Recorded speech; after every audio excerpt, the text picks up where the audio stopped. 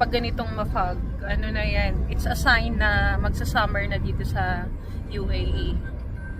So, kaya ngayon, madalas nang mag-fog kasi nga, malapit na mag-summer. So, matatapos ng winter. Tapos na ang kaligayahan namin. That sounds like alien ships. Grabe. Lights. Ang dilim ng dinadaanan namin. Kapal yung fog. Time check is alas 10 na ng gabi. Ganito siya. Dito kami sa daan.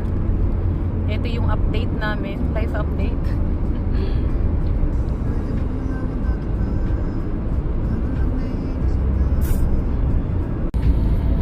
Grabe, oh. Dilim. Parang umuulan eh. Pero fog lang siya.